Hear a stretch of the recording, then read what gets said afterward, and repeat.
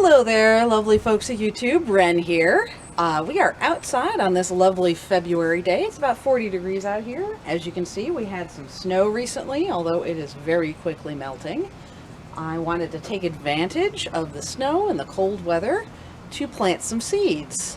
I know you may be thinking, what are you doing planting seeds in the snow? Well, we're going to do a particular technique called cold stratification.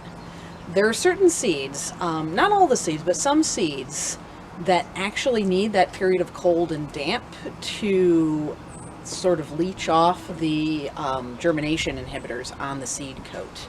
And those are the seeds that we're going to plant now. I have my seeds here in this box. This box is going to serve two things.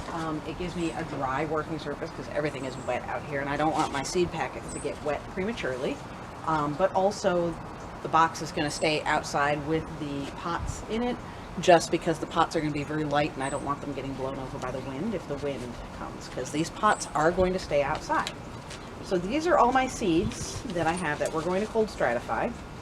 And you may be thinking, well, how do I know if a seed needs cold stratification? First and best place to look is on the seed packet itself, because a lot of times it will tell you. So I have seeds from 3 different companies. And I'll give you examples of some of the different ways that they may word it. So this one is from Botanical Interests. I got this at my local garden center. This is feverfew. Under the little instructions where it says when to sow outside. 4 to 6 weeks before your average last frost date, as soon as the soil can be worked, or in late fall. If it's telling you to plant it before your last frost or in late fall, that means it needs that cold. So that's one that we're going to cold stratify. Here's another one from Victory Seeds that I got online. This is lavender. This one says, for higher germination rates, lavender can benefit from cold conditioning for at least 2 weeks prior to sowing. So that's another one that we can cold stratify. And then finally, all these seeds are from J.L. Hudson, and they make it very simple here. So this one is Maris odorata, or Sweet Sicily. It says sow in fall or give 2 to 4 months cold. There we go. This one right here, Aconitum napellus, monkhood. Germinates in 2 to 6 months at 40 degrees. So that one needs cold. This one, this is poppy, Papaver somniferum. This is actually Monet's poppy. Originally came from Monet's garden. Simply says pre-chill. So that one needs some cold. And then this one is a rose. There are no specific instructions on this one, so we're going to do some cold stratifying on some and planting some in the warm and just see which one pops up for us. This is Rosa eglanteria, which is the eglantine or sweetbriar rose. So those are our plants we're going to cold stratify. I do have a couple others that I've already done, and that's actually one of the techniques that you can use that I want to talk about. I'm not going to show you, but I will talk about it.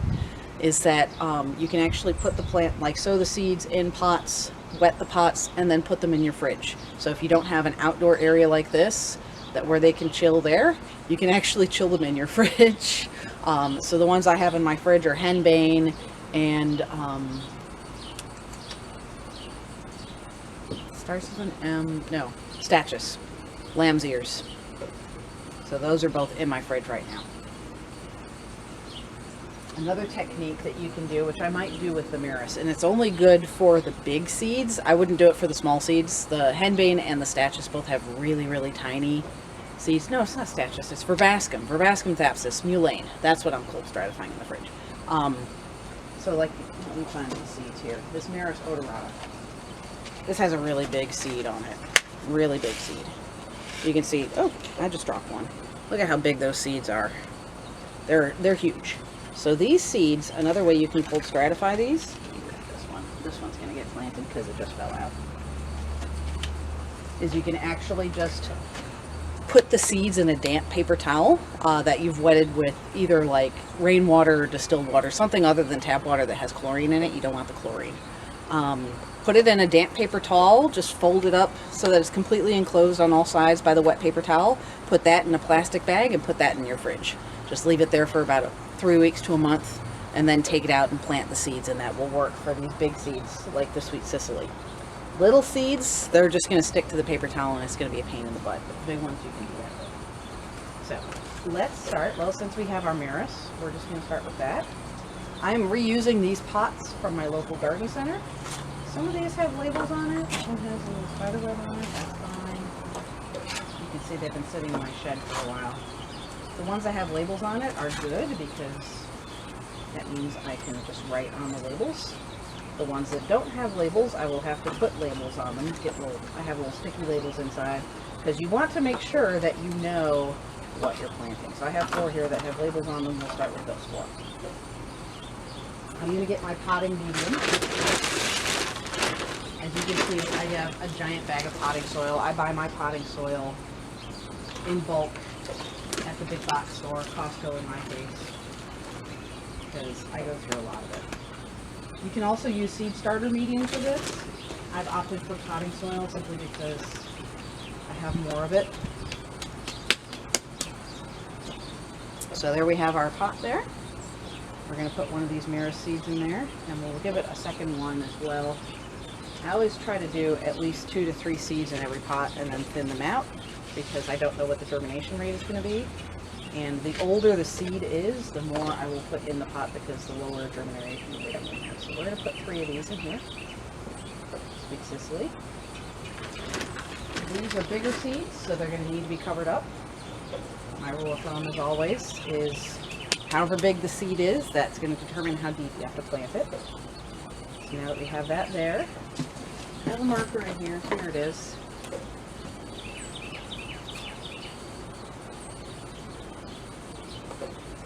Label it so I know what it is.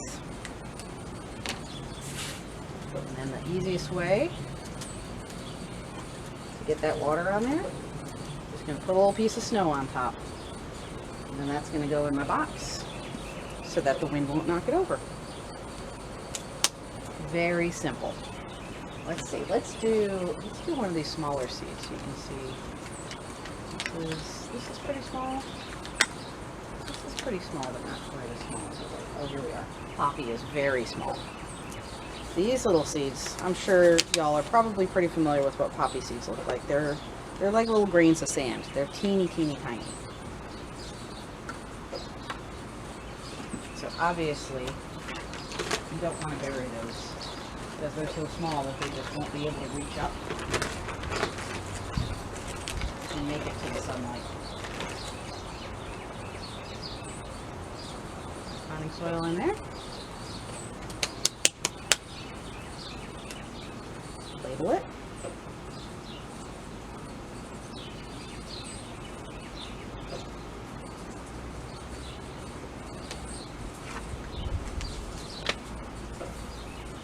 Oh, that's too much. There we go. That's actually a lot of seed there. They're just so small it's hard to see. We're just going to sprinkle those on the top.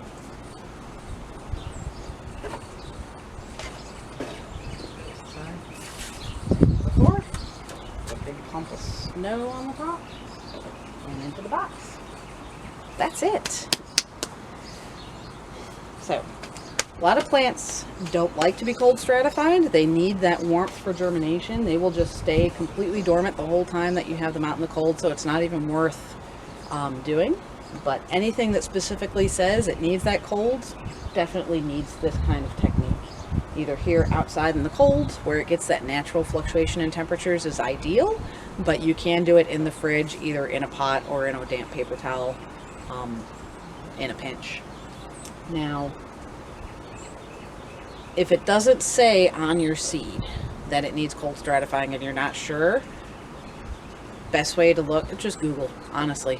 That's what I will do for a lot of these seeds. If you Google how to plant or how to grow blank from seed, and just fill in the blank with whatever your plant is, it will give you a lot of good tips from a lot of good websites. So, but that's it. That's how we cold stratify. It's dirt simple. But anyway, that's all I've got for today. So I hope this video finds you well, and I will see you again soon.